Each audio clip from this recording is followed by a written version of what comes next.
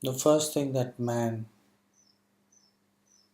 did in the field of engineering was to invent the wheel. Okay. Because with that wheel, he could use it for many benefits. Yes. And then, after inventing the wheel, he invented the pulley. Hmm. And the pulley, along with the wheel, enabled him to pull water, to transport water, to irrigate his land, and to cultivate his land. And when he was cultivating his land, he discovered that he needed to sell his crops. And the only way he could sell his crops was to take them to the market. And to take them to the market, he created a vehicle using the wheel. Hmm. But to pull that vehicle, he needed energy. And that energy came from a horse. That's why even today we call it a horsepower.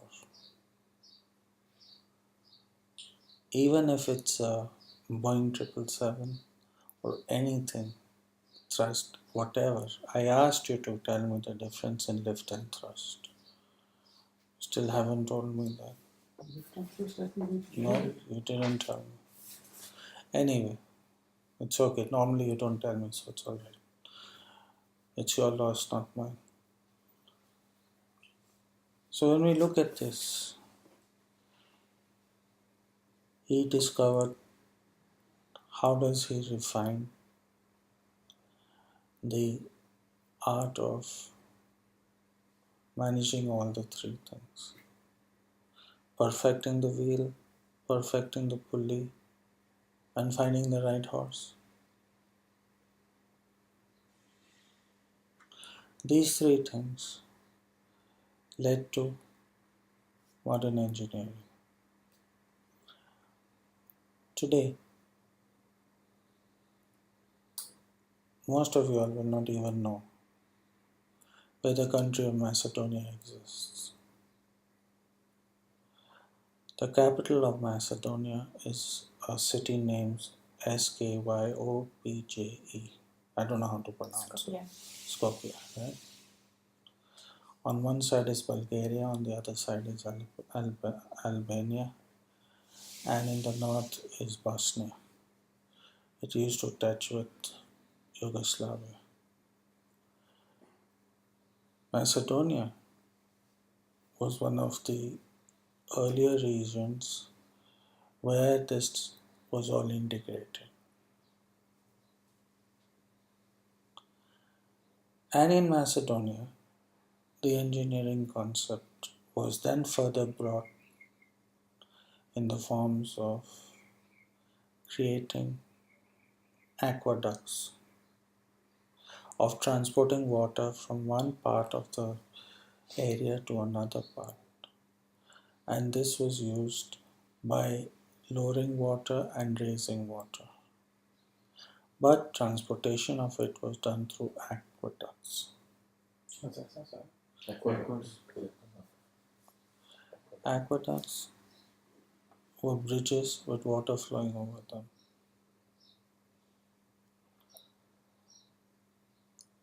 And it was helping to flourish the region because it was able to bring water to those areas where there was no water.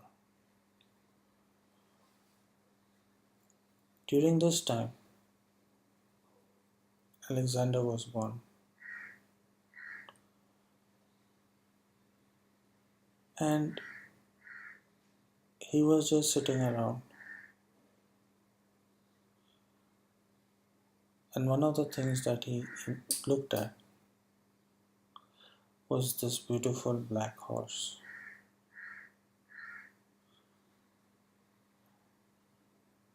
And he wanted to have this horse.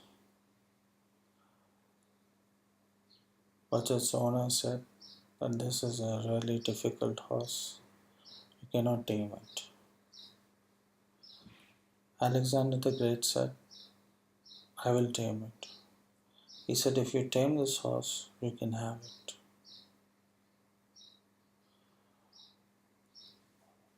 He noticed that the horse was pointing towards the sun, and every time the shadow of the horse was falling on the ground, the horse was getting scared seeing its own shadow. So he turned the horse away from the sun, and the shadow disappeared. This gave the horse a little relaxation, and he quickly jumped on the horse, and he was able to control it. In return, he got the horse. This horse is the simple thing that changed history. Alexander's horse was black color. It had blue eyes. It had a white bull spot on its forehead. It had a black mane, and it was one of his most important things to achieve and change history.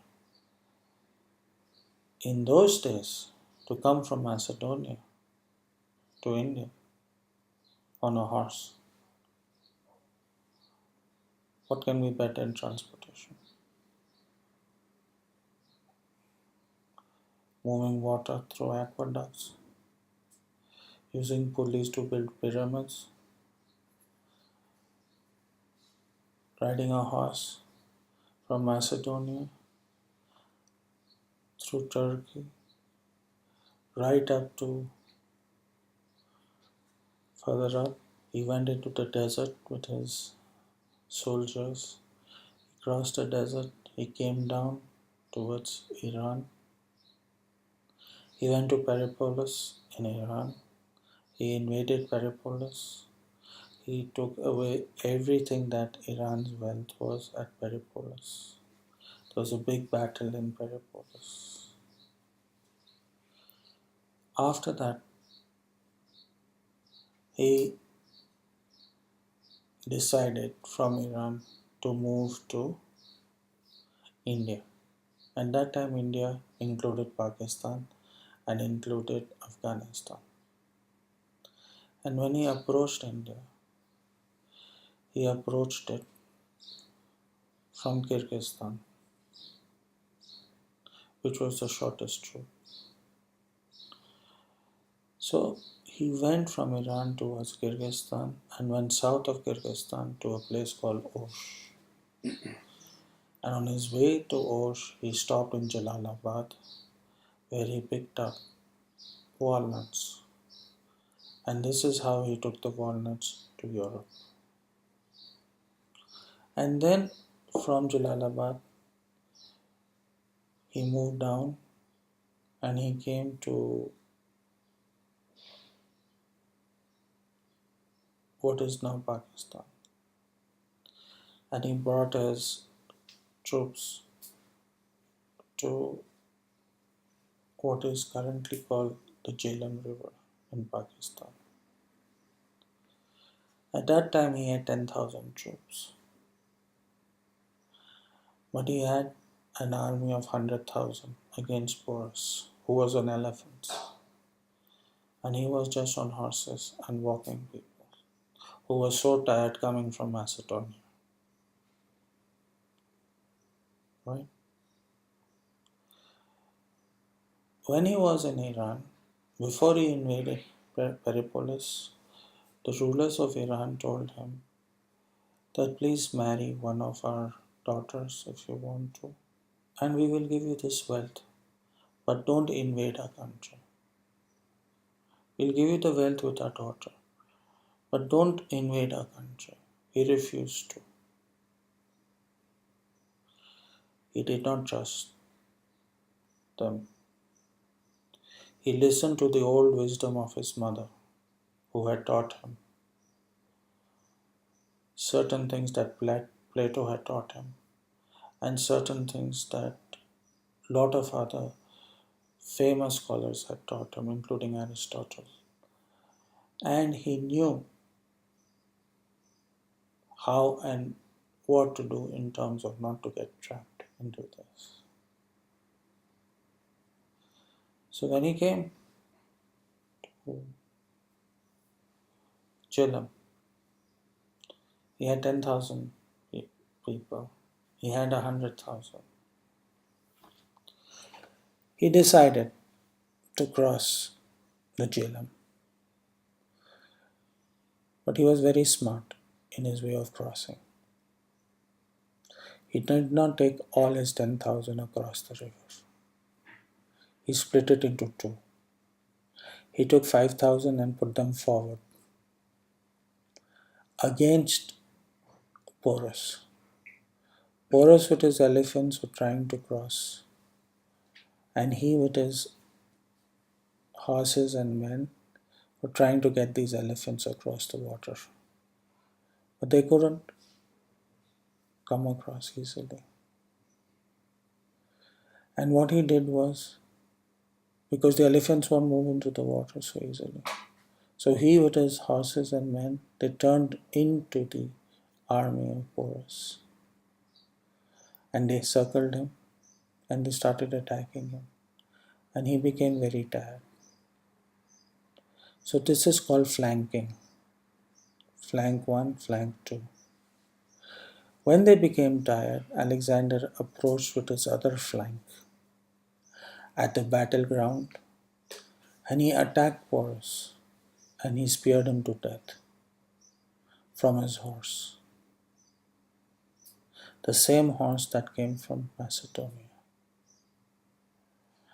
And this horse has been treated like a god by Alexander 325 BC, before Christ was born. He worshipped his horse. But he managed to kill Porus because his philosophy was to go straight for the enemy, the king or whoever it was, not to go around for the troops. And the moment you drop the king, automatically the troops will surrender.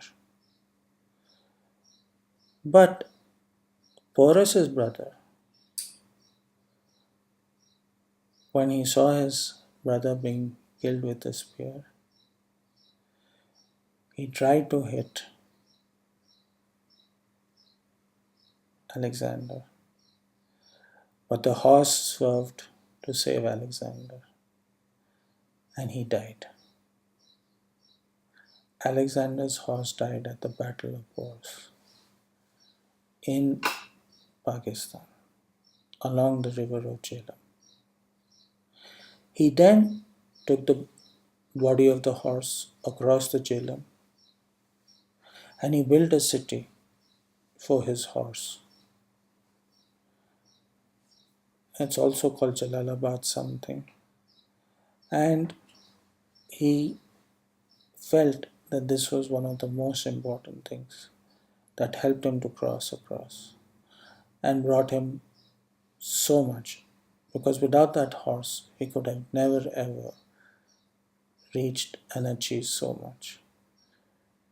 He made a huge city for his horse, and after that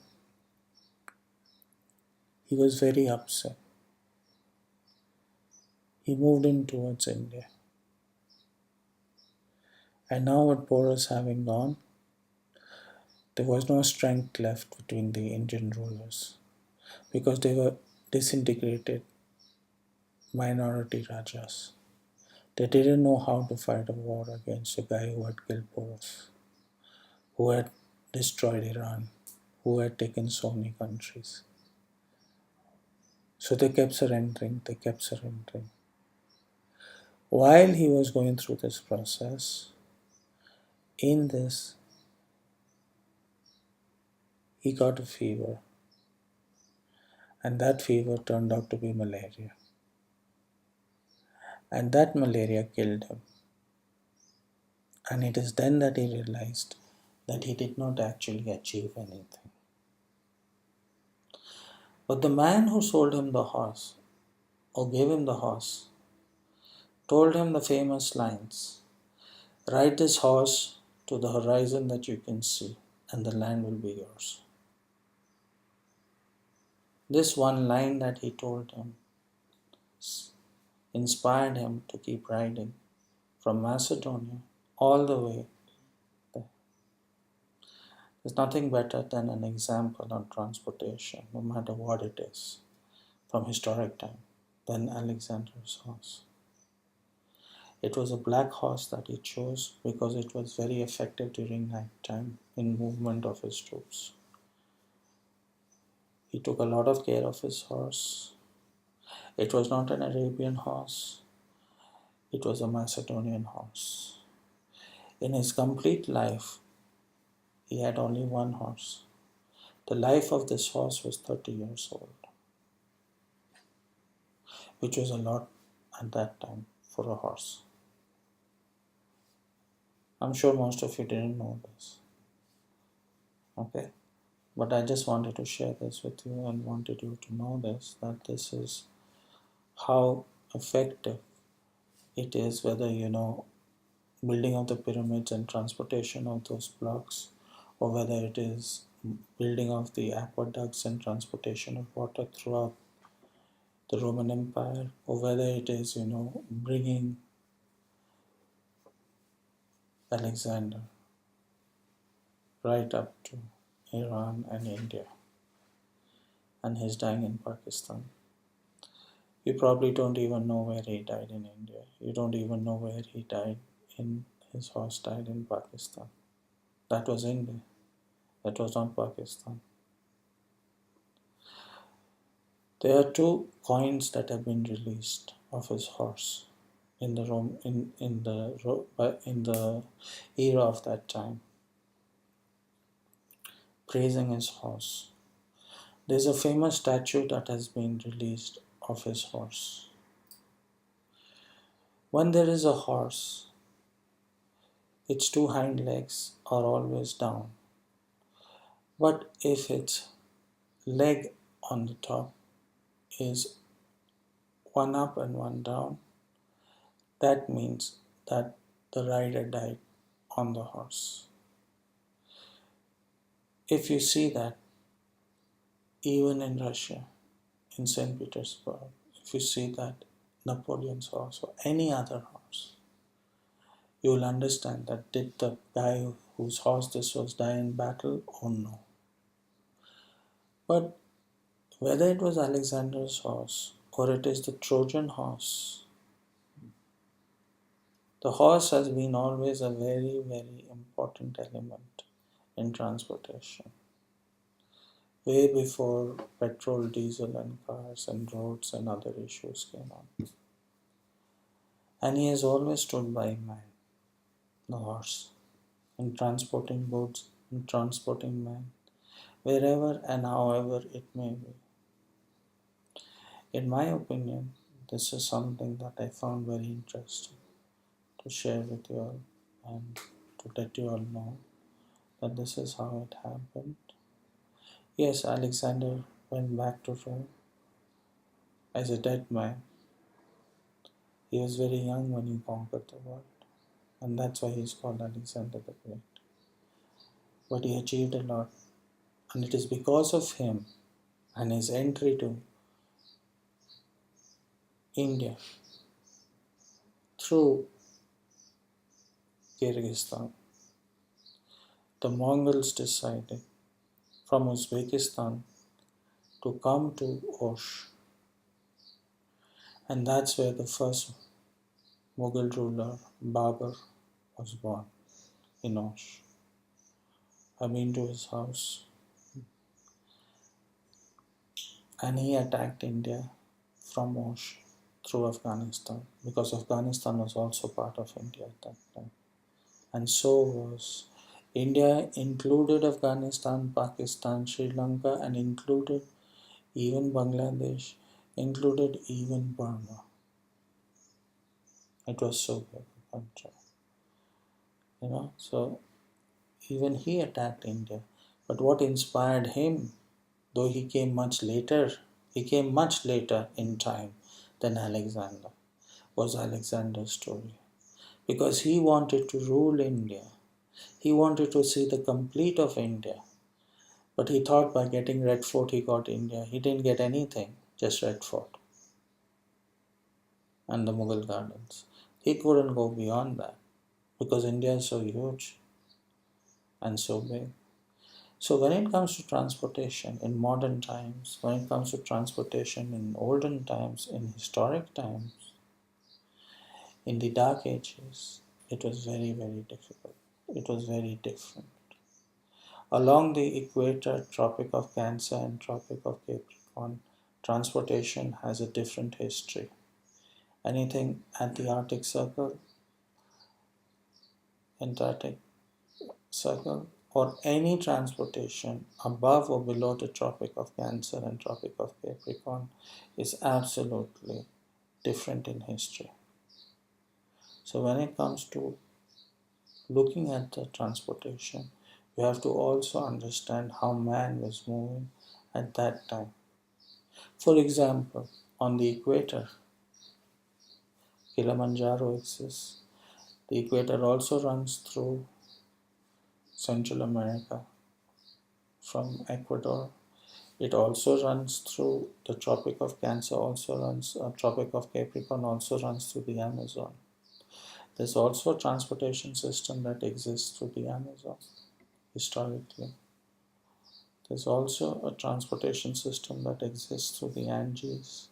There's also a transportation system that exists through Machu Picchu that is so old, but there was a way of how to take these blocks and build those houses so high up that even people now are astonished and they want to go and see how did these civilizations exist at such heights. How did they manage to get there? Yes, that's true. Those are engineering feats. And they can be achieved with a pulley and they can be achieved with a wheel. But I think history would have never been the same if Alexander's horse was not as great as he was. Only he understood how important his horse was to make his history. And that's it.